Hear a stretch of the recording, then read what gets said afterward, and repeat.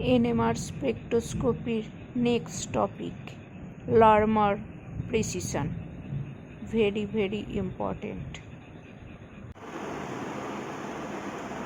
আজকে আমরা একটা ইম্পর্টেন্ট টপিক পড়তে যাব, সেটার নাম হচ্ছে লার্মার প্রিসিশন। লার্মার মানে একজন সায়েন্টিস্টের নাম, উনি এটা অবজার্ভ করেছিলেন, তার নাম অনুযায়ী হয়েছে লার্মার প্রিসিশন। আমি একটা এক্সাম্পল নিয়ে টোটাল জিনিসটা বুঝবো। আমি বোসনে একটা পার্টিকেল নিয়েছি যার আই ভ্যালু 1, এইটার উপর আমি পুরো লার্মার প্রিসিশনটা কি পুরো জিনিসটা আমি বুঝবো একটা পার্টিকেলের। ওটা যে কোনো আই ভ্যালু হাফ ইন্টিগ্রাল হোক বা ইন্টিগ্রাল হোক, যে কোনো পার্টিকেলের ক্ষেত্রে কিন্তু এটা আমরা অ্যাপ্লাই করতে পারবো। লাস্ট ভিডিওতে আমি যেটা দেখিয়েছিলাম যে এই বোসন আই ইকুয়াল টু 1 পার্টিকেলের ক্ষেত্রে এটা হচ্ছে কি লোয়ার এনার্জি স্টেট +1 ওরিয়েন্টেশনটা, যার নর্থ পোলটা এইদিকে, যদি এইদিকে এক্সটার্নাল ফিল্ডটা অ্যাপ্লাই করা হয়, তাহলে এই +1 ওরিয়েন্টেশনের এই নিউক্লিয়াসটা কি হচ্ছে হায়ার স্টেটে যাবে যদি রেডিও ওয়েভ অ্যাবজর্ব করে এই স্টেটে 0 স্টেটে আসতে পারে বা -1 স্টেটে অ্যান্টি প্যারালালে চলে যেতে পারে। এই ঘটনাটা আগের দিন দেখিয়েছিলাম এবং এখানে একটা physical origin of nuclear transition বলেছিলাম যে এই দুটোর মধ্যে যে এনার্জি গ্যাপটা ডেল্টা ইটা, তার করেসপন্ডিং যে ফ্রিকোয়েন্সি, সেইটার সাথে যখন রেডিও ওয়েভ ফ্রিকোয়েন্সি ম্যাচ করে যাবে তখনই রেজোনেন্স হবে, অর্থাৎ তখনই নিউক্লিয়ার ট্রানজিশনটা হবে, অর্থাৎ নিউক্লিয়াসটা এই স্টেট থেকে এই স্টেটে যাবে বা এই স্টেট থেকে এই স্টেটে যাবে। এই ঘটনাটা বলেছিলাম। আজ সেখানে আমি লার্মার প্রিসিশন কি সেটা আমি বলিনি। লার্মার প্রিসিশন দিয়ে নিউক্লিয়ার ট্রানজিশন বা রেজোনেন্স কন্ডিশন আমরা ব্যাখ্যা করব আজকে। তো এই জিনিসটা টোটাল জিনিসটাকে আমি এখানে আর একবার এঁকেছি। আগের দিনের সাথে তুলনা করলে এখানে একটা পার্থক্য তোমরা পরিষ্কার বুঝতে পারছো যে এই যে জিনিসটা আগের দিনে খেয়াল করে দেখবে, আগের ভিডিওতে ওটা আমি কিভাবে এঁকেছিলাম না, ওটা এরকম ভার্টিক্যালি এঁকেছিলাম। নিউক্লিয়াসটা কিভাবে এঁকেছিলাম, ভার্টিক্যালি এঁকেছিলাম। মানে এটা যদি ওর নর্থ পোল হয়, এটা সাউথ পোল, মানে এই নিউক্লিয়াসটাকে আমি এইভাবে এঁকেছিলাম আর এইরকম এই এক্সটার্নাল ফিল্ডটা ছিল। এটা ধরো সাউথ আর এটা ধরো এই এক্সটার্নাল ফিল্ডের নর্থটা। এইটা এইরকম আমি কি করেছিলাম, পুরো ভার্টিক্যালি এঁকেছিলাম, যেখানে এই নীল পোর্শনটা ধরো নর্থ পোল, এরকম ভাবে নিউক্লিয়াসটা স্পিন করছিল। আমি এতক্ষণ পর্যন্ত বলে এসেছিলাম ব্যাপারটা যাতে কমপ্লিকেটেড না হয়। এইবার নিউক্লিয়ারটা কি আদৌ এইরকম ভার্টিক্যালি স্পিন করে in presence of external magnetic field? না, ওই রকম ভার্টিক্যালি স্পিন করে না। যখন কোনো এক্সটার্নাল ফিল্ড ছিল না, নো এক্সটার্নাল ফিল্ড, তখন নিউক্লিয়ারটা এদিকে যে কোনো ডিরেকশনে, নিউক্লিয়াসটাকে আমি বিভিন্ন রকম ডিরেকশন দেখিয়েছি, ও যে কোনো ডিরেকশনে থাকতে পারে। কিন্তু যখনই আমি এরকম এক্সটার্নাল ফিল্ড আমি দিয়ে দিলাম, তখনই কি হয়, নিউক্লিয়াসটা ম্যাক্সিমাম নিউক্লিয়াস এই ধরনের যারা বিভিন্ন রকমের ওরিয়েন্টেশন করে আছে, তারা সবাই অ্যালাইন দা ফিল্ড হয়ে যায়। এই যে দেখো, এটা অ্যালাইন দা ফিল্ড হয়ে গেছে, মানে জাস্ট এই জিনিসটা যেটা আগে বলছিলাম। এখন নিউক্লিয়াস যখন ট্রানজিশন স্পিন করছে, তখন আমি বলেছিলাম যে ও এইভাবে ঘুরছে ওর অ্যাক্সিস বরাবর, কিন্তু অ্যাকচুয়ালি ও এইভাবে ঘোরে না। আমরা যে টয় টস আমরা খেলেছি ছোটবেলায়, মানে যেটাকে আমরা বাংলায় লাট্টু বলি, সেটা যখন দেখবে মানে ঘুরতে ঘুরতে ঘুরতে ঘুরতে যখন একটা সময় শেষের দিকে ঘোরা বন্ধ হয়ে যায়, তখন দেখবে ওর প্রিসিশনটা কি রকম হয়। মানে প্রথমে তো এরকম স্পিনিং করছে, ও নিজস্ব একটা রোটেশনাল অ্যাক্সিস বরাবর স্পিনিং করছে এরকম, লাস্টের দিকে দেখবে ওর ঘোরাটা এরকম হয়ে যায়, মাথাটা ঠিক এইরকম ভাবে ঘুরতে থাকে। এবং এই যে রোটেশনাল অ্যাক্সিস, নিউক্লিয়াসটার যে রোটেশনাল অ্যাক্সিস, মানে এই যে টপটা, এটা যদি ওর পয়েন্ট হয়, ও যদি এরকম ভাবে স্পিন করতে থাকে, লাস্টের দিকে দেখবে ও এবার মানে এই যে রোটেশনাল অ্যাক্সিসটা, এই যে রোটেশনাল অ্যাক্সিসের পয়েন্টটা এবার দেখবে একটা গোল গোল করে ঘুরতে থাকে, মানে এই রকম বরাবর ঘুরতে থাকবে, স্টকটা থেকে এই বরাবর ঘুরতে থাকবে। ঠিক আছে, এইখানে এক্সটার্নাল ফিল্ডের প্রেজেন্সে নিউক্লিয়াসটা তখন আর এরকম ভার্টিক্যালি স্পিন করে না, এরকম একটা টিল্ট হয়ে যায়। কেন টিল্ট হয়ে যায় না, এই এক্সটার্নাল ফিল্ডের যে টর্কটা, সেটা হচ্ছে যেটা পুরোপুরি একটা ফিজিক্সের পার্ট। এখানে প্রচুর ক্যালকুলেশন আছে যেটা ফিজিক্সের লোকজনেরা পড়ে, যেটা আমাদের দরকার নেই। Due to torque of external field, এই নিউক্লিয়াসটা কি হয় আর এরকম ভার্টিক্যালি স্পিন করে না, সে কিছুটা কি হয়ে টিল্ট হয়ে যায়, টিল্ট হয়ে গিয়ে ঘুরতে থাকে, যেটা হচ্ছে ওই টয় টপ যখন শেষের দিকে ঘোরা বন্ধ হয়ে যায় সেরকম। ধরো আমি এখানে একটা দেখিয়েছি, মানে একটা চোঙের মতো ব্যাপার থাকে। এটা ধরো হচ্ছে যে আমার স্পিনিং নিউক্লিয়াসটা। আমি প্রথমে ভাবছিলাম যখন এক্সটার্নাল ফিল্ড নেই তখন হচ্ছে সাপোজ ধরো এইটা হচ্ছে নর্থ পোল ব্লু কালারটা, তাহলে ও কি হচ্ছে তখন এইখানে এরকম ভাবে ও স্পিন করছে, সেন্ট্রাল অ্যাক্সিসে এইভাবে স্পিন করছে, ঠিক আছে। এবার যখনই এক্সটার্নাল ফিল্ড আমি দিয়ে দিলাম তখন আর ও এরকম পুরোপুরি এরকম সেন্ট্রাল অ্যাক্সিসের সাথে থাকছে না, ওর তো এটা রোটেশনাল অ্যাক্সিস এরকম টিল্ট হয়ে গেল, টিল্ট হয়ে গিয়ে এইভাবে ও রোটেশন করতে থাকে, এরকম একটা রোটেশন করতে থাকে। এবং দেখো এই উপরটা একটা সার্কেল তৈরি করে ফেলেছি, যেটা হচ্ছে যে এইটা, যেটা হচ্ছে এই সার্কেলটা, সেটা হচ্ছে এইটা, বা এই যে এই সার্কেলটা এইটা। মানে আমি আবার বলছি, যখন কোন রকম ফিল্ড ছিল না তখন নিউক্লিয়াসটা এইভাবে স্পিন করছে, যখনই ফিল্ড এক্সটার্নাল দিয়ে দিলাম তখন নিউক্লিয়াসের যে রোটেশনাল অ্যাক্সিসটা টিল্ট হয়ে গেল, মানে এই জায়গায় ছিল এরকম উপরে ছিল, এবার কি হয়ে গেল টিল্ট হয়ে গেল ডিউ টু এক্সটার্নাল ফিল্ডের টর্কের জন্য, দিয়ে এরপরে ও এইভাবে স্পিন করতে থাকছে, এইভাবে স্পিন করে। এই যে প্রিসিশনটা এক্সটার্নাল ফিল্ডের প্রেজেন্সে টর্ক অ্যাপ্লাই করা হয়েছে, এই যে প্রিসিশনটা, এই প্রিসিশনটা বিজ্ঞানী লার্মার দেখেছিলেন, সেজন্য এই প্রিসিশনটার নাম হচ্ছে লার্মার প্রিসিশন। আমি ওই জন্য আগে এতক্ষণ পর্যন্ত আমরা এটাকে তিল দিয়ে দেখাইনি, এইভাবে দেখেছিলাম যাতে কমপ্লিকেসি না তৈরি হয়। এখন আমাদেরকে পড়তে হবে যে নিউক্লিয়াসটা এইরকম ভাবে স্পিনিং করছে না, এই +1 ওরিয়েন্টেশনে সে এইভাবে স্পিনিং করছে, একটা সেন্ট্রাল অ্যাক্সিসকে এরকম মাঝখানে রেখে, এটা যদি ধরো এর সেন্ট্রাল অ্যাক্সিস হয়, এইটাকে ঘিরে চারপাশে এইভাবে রোটেট করছে, ঠিক আছে। আশা করি বুঝতে পেরেছো। তোমরা এটাকে এরকম লম্ববৃত্তাকার চোঙের উপরের দিকটা ভাবতে পারো, বা ফানেল, আমরা তো বিকারে ফানেল ইউজ করি প্র্যাকটিক্যালে, ফানেলের ঠিক যে উপরের অংশটা সেই বরাবর ধরো নিউক্লিয়াসটা ঘুরছে, সেটাকে লার্মার প্রিসিশন বলে। ফানেলের কিন্তু সোজাসুজি জিনিসটা নয়।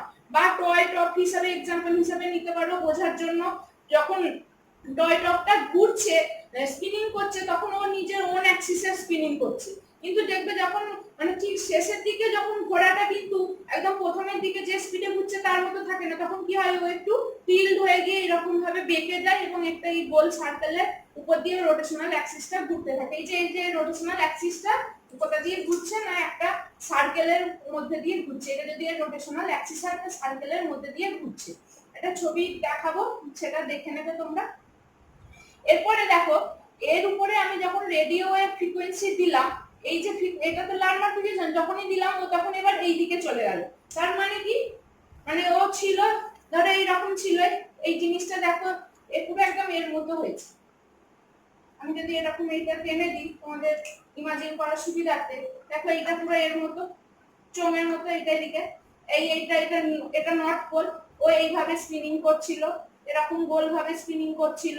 এবার এরকম স্পিনিং করতে করতে যেই এ রেডিও ওয়েভ ফ্রিকোয়েন্সি পেয়ে গেল, এইখান থেকে এইটা ট্রানজিশন হওয়ার জন্য যেটা আগের দিন বলেছিলাম, তখন ওর স্পিনিংটা কি রকম হয়ে যাবে, আমি এটা বাইরে নিয়ে এসে দেখাচ্ছি, দেখানো সম্ভব না, তখন ও এই রকম ভাবে হবে, মানে শুয়ে ঠিক এইরকম এইভাবে হবে। আশা করি বুঝতে পেরেছো। তারপরে স্টেটে কি হচ্ছে, এটা জিরো স্টেট, যখন এরকম ভাবে একটা সার্কেলের মধ্যে দিয়ে যাচ্ছে এটা হচ্ছে জিরো স্টেট, মানে এরকম প্লেনে হচ্ছে একটা, ঠিক আছে। তারপরে হচ্ছে এবার এই স্টেটটা আসছে, দেখো এই স্পিন এটা ঘুরে গেছে, কারণ নর্থ পোলটা তখন উপরের দিকে চলে এসেছে, এরপরে আবার এই রেডিও ওয়েভ ফ্রিকোয়েন্সি নিয়ে ও আবার এইভাবে স্পিনিং করতে থাকছে।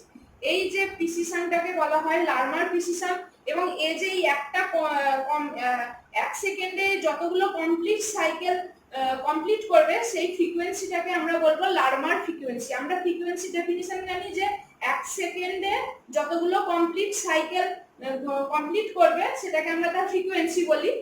এখানে ক্ষেত্রে যেহেতু এই প্রিসিশনটার নাম লার্মার প্রিসিশন, সুতরাং এই 1 সেকেন্ডে যতবার এই স্পিনিং নিউক্লিয়াসটা কমপ্লিট করবে সাইকেলটা, সেটাকে আমরা বলবো লার্মার ফ্রিকোয়েন্সি। তাহলে এটা তাহলে এই তিনটে ওরিয়েন্টেশন এইটার সাথে আশা করি ম্যাচ করাতে তোমরা পারছো। এটা লো এনার্জি স্টেট, এটা হাই এনার্জি স্টেট, আর এটা হচ্ছে in between two energy state, এখানে যেটা আগের দিন আমরা বলেছিলাম। এই তিনটে স্টেটকে আমি এরকম ফানেলের মতো করে দেখো এটা দেখিয়েছি। এই যে নিচের দিকে যেটা আছে +1 স্টেটে সেটা হচ্ছে এইটা, আচ্ছা যেটা মাঝে আছে জিরো স্টেটে দেখো সেটা এইভাবে ঘুরছে এইভাবে, ঠিক আছে, সেটা হচ্ছে এইটা জিরো স্টেট। আর উপরে যে এই নিউক্লিয়াসটা এইদিকে আছে নর্থ নর্থ রিপালশন হবে অর্থাৎ হাই এনার্জি, নর্মাল রিপালশন হবে সেটা দেখো এইভাবে ঘুরছে। তিনটাকে আমি এক জায়গায় এরকম ভাবে ওরিয়েন্টেশনে উইথ দ্য ফিল্ডে প্রেজেন্স অফ ফিল্ডে এইভাবে রিপ্রেজেন্ট করেছি।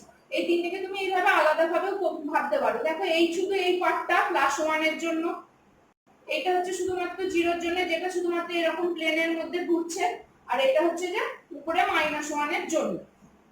এখন এই লার্মার প্রিসিশন বা লার্মার ফ্রিকোয়েন্সি দিয়ে আমরা কি করে রেজোন্যান্স কন্ডিশন বুঝবো সেটা হচ্ছে একটুখানি দেখে নিই। দেখো রেজোন্যান্স কন্ডিশন আগের দিনে এটা করেছিলে, সেটা আমি একটুখানি জাস্ট বলে দিচ্ছি যে এটা পেয়েছিলাম আমরা। দেখবে আগের ভিডিওটা একটুখানি না দেখলে বুঝতে পারবে না। ডেল্টা ই সমান এইচ নিউ সমান এটা আমি পেয়েছিলাম, যেখানে ওই যে এনার্জির গ্যাপ, মানে তুমি +1 থেকে যে 0-তে যাচ্ছ বা 0 থেকে যে -1-এ যাচ্ছ, মানে এখান থেকে এখানে যে রেডিও ওয়েভটা অ্যাবজর্ব করে নিচ্ছ, এটা তো রেডিও ওয়েভটা অ্যাবজর্ব করছো। রেডিও ওয়েভটা অ্যাবজর্ব করার পরে এই যে রেডিও ওয়েভটা অ্যাবজর্ব করছে এই +1 স্টেটে, তবে তো এখানে 0 স্টেটে যাচ্ছে, বা 0 স্টেট আবার রেডিও ওয়েভ অ্যাবজর্ব করে -1 স্টেটে যাচ্ছে। তাহলে এদের মধ্যে যে এনার্জির গ্যাপটা, যেটা ওইখানে আমি দেখিয়েছিলাম ডেল্টা ই, তার যে করেসপন্ডিং ফ্রিকোয়েন্সি সেটা এটা পেয়েছিলাম আগের দিনে। ঠিক আছে, এবার ওই যে ডেল্টা ই এনার্জি গ্যাপের করেসপন্ডিং ফ্রিকোয়েন্সি আর এই রেডিও ওয়েভের ফ্রিকোয়েন্সি, যেটা ইনসিডেন্ট লাইট নিউ আই দিয়ে রিপ্রেজেন্ট করছে, এই দুটো যদি সমান হয়ে যায়, আমি আগের দিনে বলেছিলাম, তাহলে বলবো যে রেজোন্যান্স হচ্ছে বা নিউক্লিয়াসটা কি হচ্ছে, ট্রানজিশন ঘটাচ্ছে।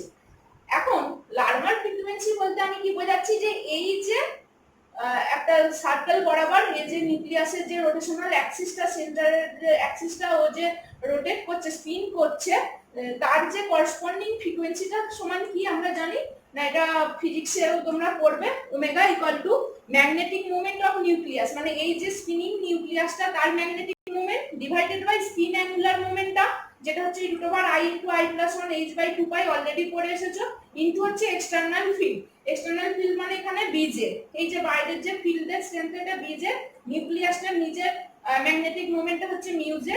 আর আমি প্রথম দিনে ফার্স্ট ক্লাসে এনএমআর এ বলেছিলাম যে স্পিন অ্যাঙ্গুলার মোমেন্টাম অফ কার, এটা নিউক্লিয়াসে, তাহলে √i * i + 1 h/2π, এর ইউনিট হয় রেডিয়ান পার সেকেন্ড।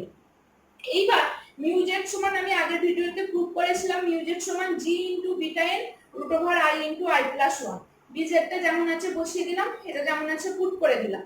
এখানে একটা টার্ম 1/2π পাচ্ছি। এখানে দেখো ইউনিট চেঞ্জ করেছি, radian per second, 1 radian per second সমান 1/2π হার্টজ, সেই রেডিয়ান পার সেকেন্ডটাকে ইউনিটে চেঞ্জ করে নিলাম।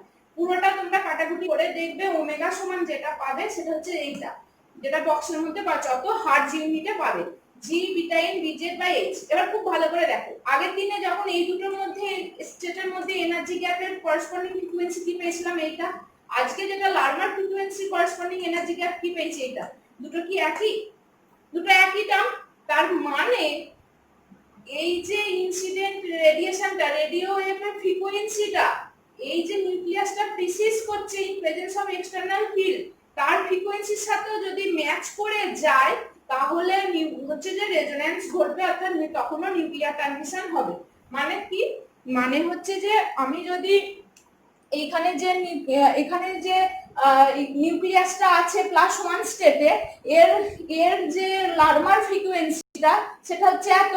এতে এবার আমি যে রেডিও ওয়েভ আমি দিচ্ছি, এই রেডিও ওয়েভে ইনসিডেন্ট লাইটের ফ্রিকোয়েন্সি যদি নিউ আই হয়, তখন এদের দুজনের যে করেসপন্ডিং ফ্রিকোয়েন্সিটা বা এদের এনার্জি গ্যাপের করেসপন্ডিং ফ্রিকোয়েন্সিটা যখন ম্যাচ করে যাচ্ছে, তখন আমরা বলবো রেজোন্যান্স হচ্ছে। তাহলে এটা হচ্ছে খুব ইম্পর্টেন্ট জায়গা। আমি একটা বোসন দিয়ে i = 1 দিয়ে বলেছি। এবার হচ্ছে যে i = হাফ দিয়েও তোমরা করতে পারবে। i = হাফ মানে কি রকম দেখতে হবে একটুখানি দেখিয়ে দিচ্ছি। মাঝের এই জিরো স্টেটটা থাকবে না, মাঝের এই জিরো স্টেটটা থাকবে না, এটা হয়ে যাবে +হাফ এর জন্য, এটা হবে -হাফ এর জন্য। এটা যদি i = হাফ নিই, ঠিক আছে। এবার আরেকটা আমি দেখিয়ে দিচ্ছি, i = যদি আমি 2 নিই, তাহলে এটা দেখতে কি রকম হবে, এই জিনিসটা দেখতে কি রকম হবে। এটা যদি নর্থ ফিল্ড হয়, এটা যদি সাউথ পোল হয়, এইদিকে আমার হচ্ছে এক্সটার্নাল ফিল্ডটা আছে, সেক্ষেত্রে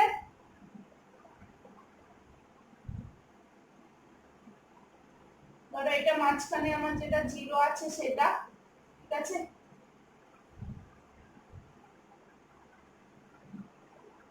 এটা যেটা আছে, এটা যদি +2 এর এই I = 2 এর জন্য নিই তাহলে এটা হয়ে যাবে -2।